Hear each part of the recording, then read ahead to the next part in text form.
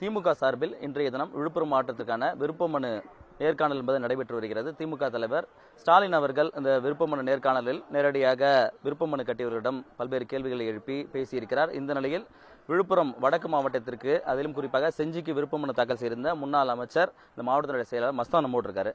Sir, இப்போ இன்னைக்கு விருப்பமனு நேர்காணல் போது முதலமைச்சர் அவர்கள், உங்களுடைய கட்சியோட தலைவர் என்னென்ன கேள்விகளை முன் வச்சாங்க? குறிப்பாக தேர்தலில் இந்த வேட்பாளர்கள் தேர்வு செய்யறதுல என்ன நிலம்? மாண்புமிகு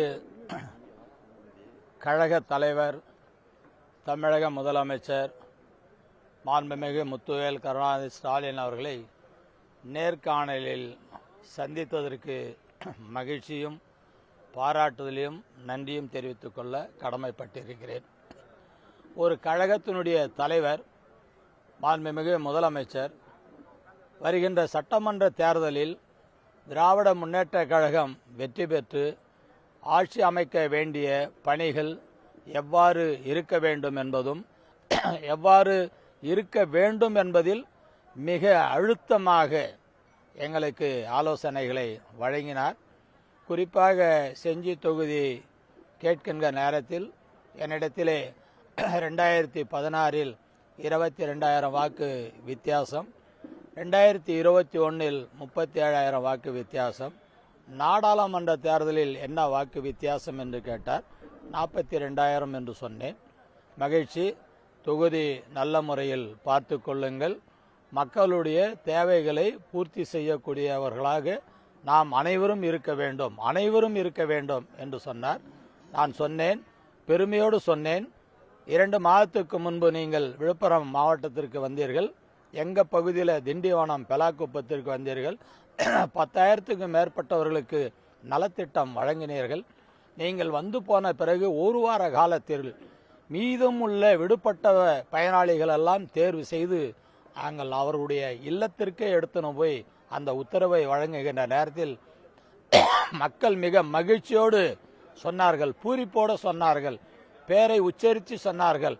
முத்தமிழறிஞர் கலைஞருடைய பெயரை உச்சரித்து, அவருடைய மகனாச்சு சொன்னதை செய்கிறார் பார், மேடையிலே சொல்லிவிட்டு சென்றார், விடுபட்டவர்களுக்கெல்லாம் வழங்கப்படும் என்று சொன்னார், வீடு தேடி உங்களை அனுப்பி வைத்திருக்கிறார், ரொம்ப மகிழ்ச்சி, நன்றின்னு சொல்லுங்க அப்படின்னு சொன்னாங்க மக்கள். இப்போ உங்க மாவட்டத்துக்கு உட்பட்ட, குறிப்பா விழுப்புரம் மாவட்டத்தில் நீங்க கூடிய வடக்கு மாவட்டத்துக்கு உட்பட்ட அந்த 3 தொகுதிகளில் பொறுத்த வரைக்கும் திமுகவே போட்டியிடணும்னு கேட்டிருந்தீங்களா? குறிப்பா அந்த பகுதிகளில் உங்களுடைய கூட்டணி கட்சியினர் ஏதாவது கேட்கும் பட்சத்தில் அதுக்கு என்ன மாதிரி அறிவு? 2016 செஞ்சி, மயிலம், திண்டிவனம் 3 தொகுதியிலும் திராவிட முன்னேற்ற கழகமே போட்டியிட்டு வெற்றி பெற்றது. அதனுடைய வெற்றி மீண்டும் 2026 தொடர வேண்டும், உதயசூரியன் போட்டியிட வேண்டும் என்றுதான் எங்களுடைய விருப்பத்தை நாங்கள் தெரிவித்திருக்கிறோம். அதையெல்லாம் கடந்து தலைமை என்ன முடிவு எடுக்கிறதோ அதை ஏற்றுக்கொள்ளக்கூடிய முதல் ஆளா நான் இருப்பேன் என்பதை உறுதியளித்துள்ளேன். இப்போ அதிமுகவுடைய முன்னாள் அமைச்சர் சி வி சண்முகம் அவர்கள் ஒரு சர்ச்சைக்குரிய வார்த்தைகளை பயன்படுத்தினதாக கடந்த ஒரு வாரமாக அது ஒரு பிரச்சனைகளாக பேசப்பட்டது. அவர் இந்த மாதிரி தேர்தல் நேரத்தில் பேசின எப்படி? ஒரு வார்த்தை இல்லைங்க, 3 முறை சொல்லியிருக்கிறார். நம்முடைய முதலமைச்சர் கலைஞர் மகளிர் உரிமை தொகையில் 5,000 கொடுத்தார், 3 மாதத்துக்கு உண்டான 3,000ம், கோடை காலத்தில் மக்கள் சிரமப்படக்கூடாதுன்னு 2,000 கொடுத்தார். அதற்கு அவர் கிண்டல் அடித்தார், கோடை காலத்தில்னா இந்த 2,000 வாங்கின்னு ஊட்டிக்கு போய் குழு குழுன்னு இருக்க முடியுமா அப்படின்னு மக்களை கொச்சப்படுத்தினார். 1. 2வது இந்த உங்களுடன் ஸ்டாலின் இந்த மாதிரி திட்டங்களை போடக்கூடாது, பொதுமக்கள்கிட்ட மனு வாங்கக்கூடாது அப்படின்னு நீதிமன்றத்துக்கு போனார். நீதிமன்றத்தில் ஓங்கி அரைஞ்சி, நீ வந்தது தப்பு, சொன்னது தப்பு, நீ வெளியே போகணுன்னா கட்டு 10 லட்சம், இல்லைன்னா ஜெயிலுக்கு போ அப்படின்னு நீதிமன்றம் சொன்ன பிற்பாடு தான் வந்தார், 10 லட்சம் கட்டிட்டு. இது மக்கள் பார்த்துனே இருக்கிறாங்க.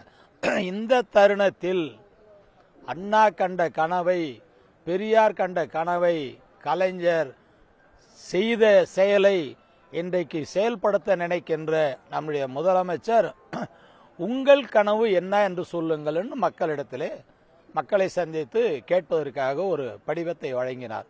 இவர் சொல்லும்போது சொன்னார், ஜனாதிபதியாக இருந்த அப்துல் கலாம் கனவு காணுங்கள்னு சொன்னார். இவர் கனவே என்னன்னு கேட்க சொல்றார் இவர் அப்படின்னு சொல்லி, அண்ணா கண்ட கனவை, அண்ணா வழியில் அயராது உழைப்போம் என்று சொன்ன அந்த தாரக மந்திரத்தை தான் நம்முடைய முதலமைச்சர் உங்கள் கனவு என்னன்னு சொல்லுங்கள் என்றார். இது சுயமரியாதை கருத்தோடு சொல்றது. கனவு காணுங்கள் என்றது வேற. உங்கள் கனவு என்னன்னு கேளுங்கன்னா சுயமரியாதை சிந்தனையோடு அது நீங்க சிந்திச்சு சொல்லுங்கன்னு.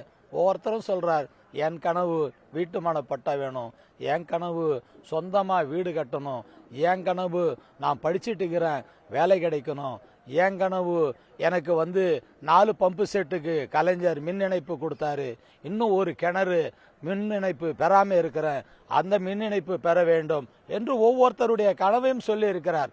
இதை கொச்சப்படுத்தி இவரு என்னுடைய கனவு அவளை கேட்கணும் இவளை கூப்பிடணும் அப்படின்னு சொல்லி இருக்கிறது ரொம்ப அநாகரிகமான வார்த்தை.